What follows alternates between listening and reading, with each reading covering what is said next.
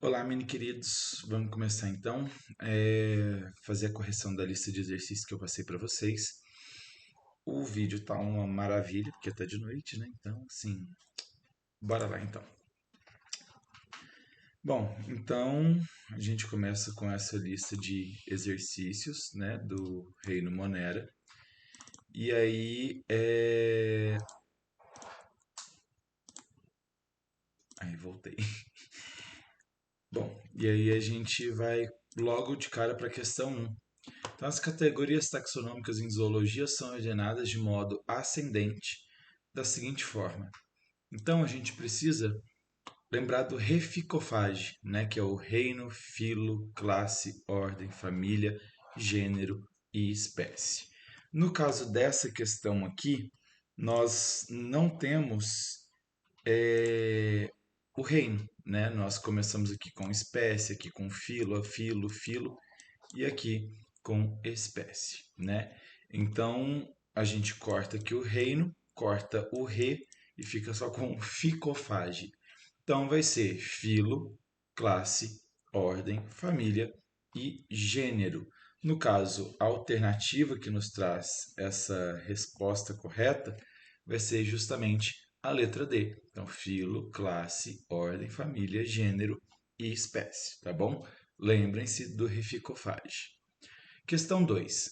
Qual das alternativas está errada? Bom, para responder essa questão 2, eu vou colocar aqui esse esqueminha. Esse esqueminha é bem parecido com o que a gente tem lá na apostila, porém o da apostila está em círculo, né? Então, ó, dentro de reino eu tenho todos os filos. Dentro de um filo eu tenho várias classes. Dentro de uma classe eu tenho várias ordens. Dentro de uma ordem eu tenho várias famílias. Dentro de um gênero eu tenho várias espécies. Até que a gente chega numa espécie, que aí diz respeito a um único organismo, tá? Então vamos analisar as alternativas. Animais pertencentes à mesma classe, ou seja, a mesma classe aqui, são do mesmo filo? Sim. Então, se eles compartilham a mesma classe, obrigatoriamente eles têm que ser do mesmo filo, porque filo é uma classificação superior. Então, se os dois animais estão numa mesma classe, eles obrigatoriamente deverão participar do mesmo filo. Animais pertencentes a diferentes ordens, então aqui ó, ordem. Então eu tenho a ordem 1 e a ordem 2. Então, animais pertencentes a diferentes ordens podem ser da mesma família. Ó, família está acima ou está abaixo? No caso, a família está aqui, ó, embaixo.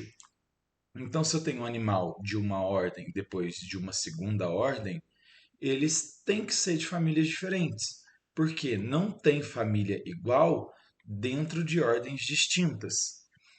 Essa alternativa estaria correta se falasse que animais pertencentes a diferentes ordens podem ser da mesma classe.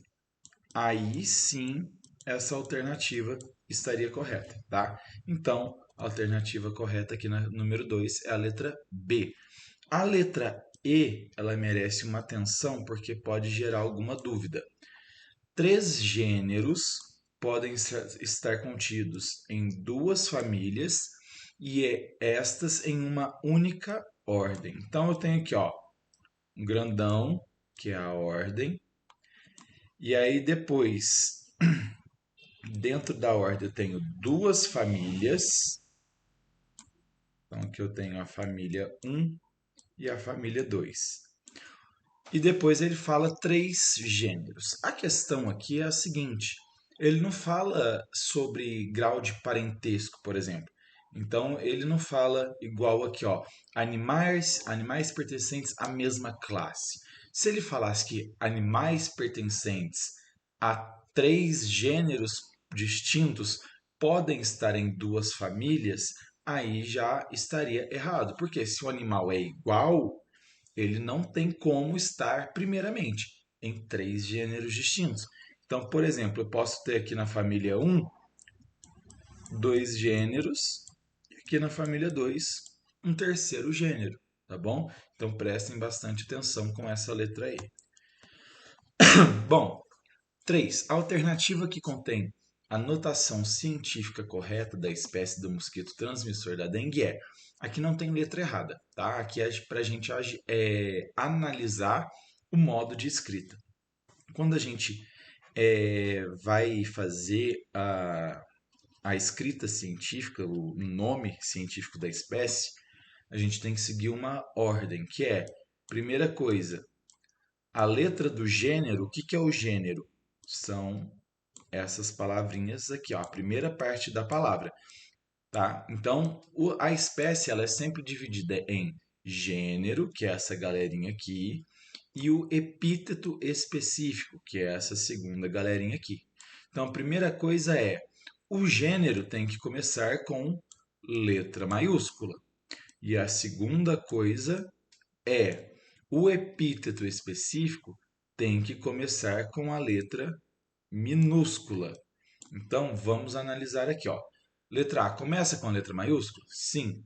Porém, olha só, aqui o epíteto específico está todo em maiúsculo. Então, isso daqui não pode ser. Letra B. Começa com letra maiúscula? Começa, mas o resto está tudo maiúsculo. Então, aqui ó, a gente já pode cortar. Aqui está maiúsculo? Tá sim. Aqui está minúsculo, restinho, beleza. Porém, chega aqui no epíteto específico, olha só, a gente tem um A maiúsculo, então aqui já está errado. Aqui está tudo maiúsculo, está errado, só nos sobra então a alternativa letra E, que é a alternativa correta. A Aedes, começando com A maiúsculo, e a Aegypti, começando com A minúsculo. Depois, o diagrama ao lado, no caso abaixo, né, mostra as principais categorias taxonômicas a que pertence o cão e o gato. E aí vem a pergunta. A análise do diagrama permite dizer que os dois animais são incluídos na mesma categoria até. Então, até onde que eles são incluídos na mesma categoria? No caso aqui, ó, cordata, ele vai ser o filo. Então, ó, vamos colocar aqui, ó, Fi, Co, Fa, G. Eu não tenho reino aqui, então vamos ficar só com ficofage. Cordata vai ser filo. Depois, mamalha. Então, depois de filo eu tenho classe. Então, mamalha vai ser classe. Depois de classe, eu tenho ordem. E aí, depois da ordem, é onde eu entro nas famílias. Então, Canidia aqui, ó, vai ser família. Felide vai ser família. Depois, Canis e Felis vai ser gênero. Até que a gente chega em Canis familiares e Felis catus, que vai ser espécie. Então, até onde que eles vão compartilhar a mesma categoria taxonômica? Até aqui, em carnívora, que é então ordem. Então, letra A, classe, B, família, C, filo, D, gênero e E, ordem. E, então, eita, não coloquei efeitinho? Não coloquei efeitinho. Então, aqui a resposta vai ser a letra E, tá bom? Assinale a alternativa errada. Algumas bactérias são parasitas? Sim, algumas são enteroparasitas, ou seja, são parasitas da parte interna do nosso corpo. Então, isso daqui está verdadeiro. Algumas bactérias são úteis ao ser humano, ao homem? Sim, são sim. Através do processo de fermentação, para auxiliar, por exemplo, na produção de um pão. Todas as bactérias possuem núcleo? Não, senhor. Né? Então, a bactéria é uma célula que a gente chama de procarionte. Então, a célula procarionte é aquela que nós não temos o núcleo. Então, o DNA ele vai ficar disperso no citoplasma. Então, a resposta correta aqui vai ser a letra C. As bactérias, elas não possuem núcleo. Senão, elas seriam células eucariontes, né? Bom, número 6. Existem bactérias que apresentam um interessante modo de nutrição, obtendo a energia necessária para a síntese de certos produtos mediante oxidação de substâncias inorgânicas. Então, ó, oxidação de substâncias inorgânicas é pegar uma substância que é inorgânica e ir decompondo ela em várias partes. Um exemplo de substância inorgânica são os elementos químicos, tá bom? Então vamos lá. Essas bactérias são particularmente chamadas de patogênica. Uma bactéria patogênica é aquela que infecta alguém. Então, um patógeno é um organismo estranho ao nosso corpo que vai entrar dentro dele para causar algum mal. Então, aqui não pode ser. Oxibióticas, a gente nem estudou isso. Depois, a gente tem quimiosintetizante, ó, pode ser. Apatogênica, se patogênica é aquela que infecta, que causa mal, a apatogênica vai ser aquela que não causa mal, mas a gente não está falando disso. E depois fotossintetizante. Então, ó, sobrou duas alternativas, quimiossíntese e fotossíntese. Vamos analisar a fotossíntese. A fotossíntese, ela usa luz solar, concorda comigo? Então, a luz solar, ela é algo inorgânico, beleza? Só que para que a fotossíntese ocorra, ela precisa de outros componentes, como por exemplo o CO2. CO2 é um elemento químico que também é uma substância inorgânica. Perfeito? Por enquanto estamos no caminho certo. Um outro fator que a planta precisa para a fotossíntese é a água. A água é uma molécula inorgânica. Beleza, por enquanto estamos no caminho certo. Porém, para que a fotossíntese ocorra, nós precisamos de ATP. Esse ATP, que é a energia da célula, ela vem em forma de amido. O amido, é uma molécula orgânica. Então, aqui que a casa cai. Se é oxidação de substância inorgânica e tem amido no meio, esquece. Não vai ser essa alternativa. Só sobra então para a gente a alternativa de letra C, quimiosintetizantes. Então eu trouxe aqui uma imagem do ciclo do nitrogênio. O que são as bactérias quimiosintetizantes? São aquelas que pegam essas substâncias inorgânicas como elementos químicos que estão distribuídos no ambiente em que elas vivem e convertem esses elementos químicos em energia, ou seja, em ATP, certo?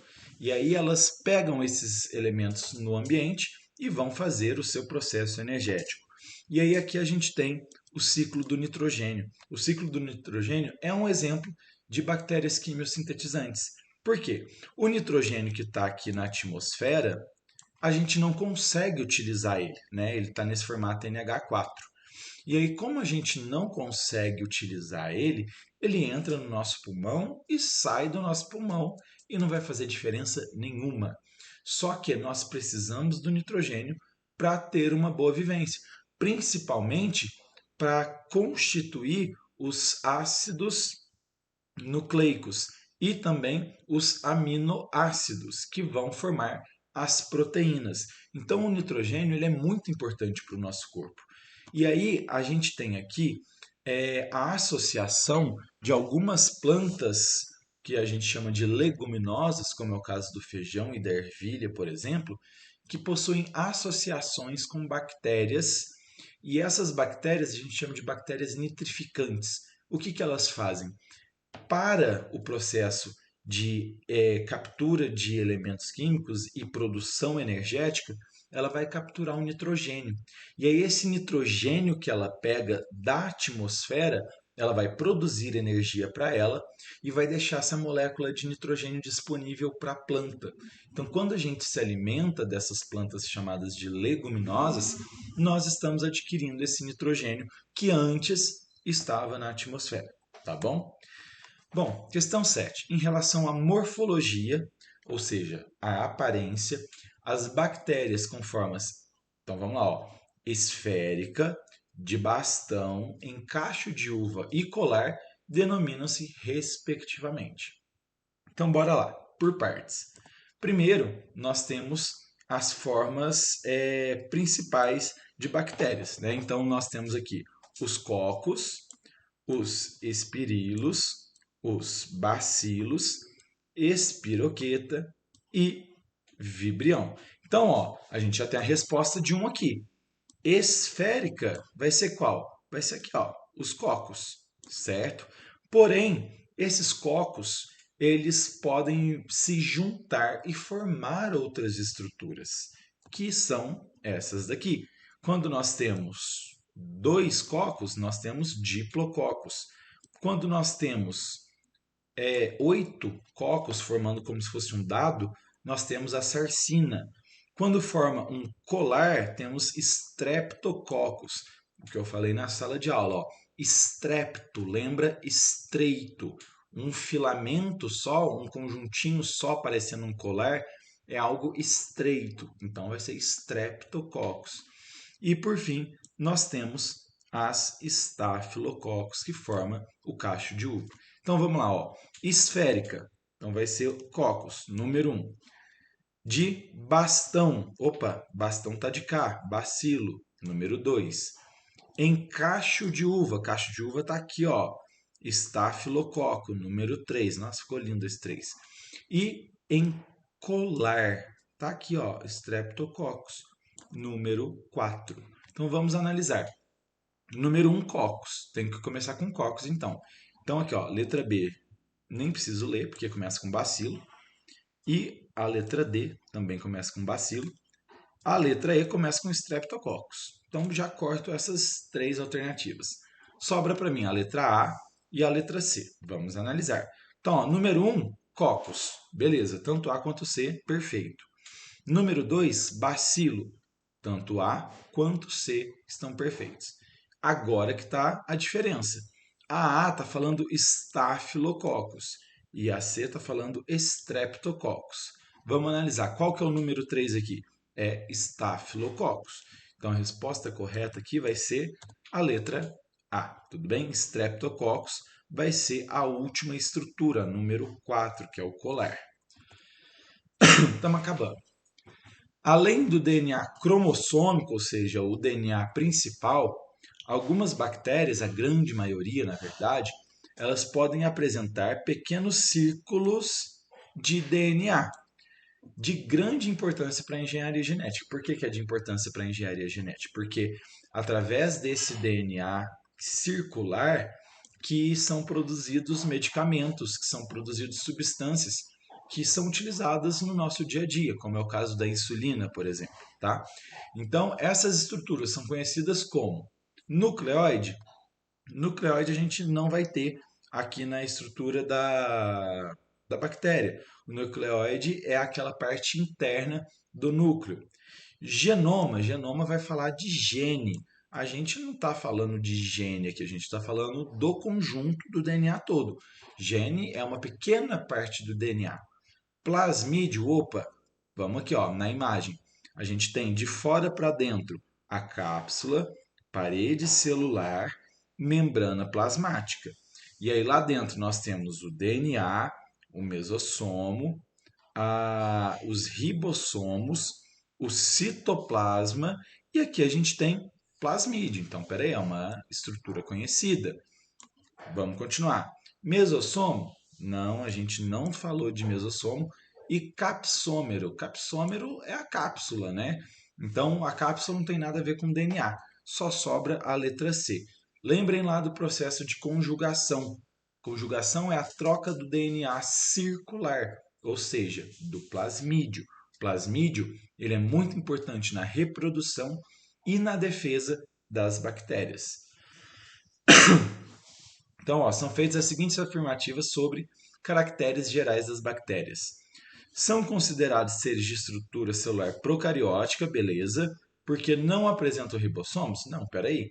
Elas têm ribossomos. Ela é procariótica porque ela não tem organela membranosa e também não tem um núcleo individualizado. Então, essa daqui está errada. Por ocasião da reprodução sexuada, forma gametas uniflagelados. Uniflagelado é um único flagelo, tipo espermatozoide. Mas aqui, ó, bactéria não forma gameta. Então, aqui já tem outro erro. 3. Os cocos podem formar agrupamentos com aspecto de cacho de uva, sim, que é o Staphylococcus, né? Sendo chamados de Staphylococcus, está aqui embaixo. Então, essa daqui está correta.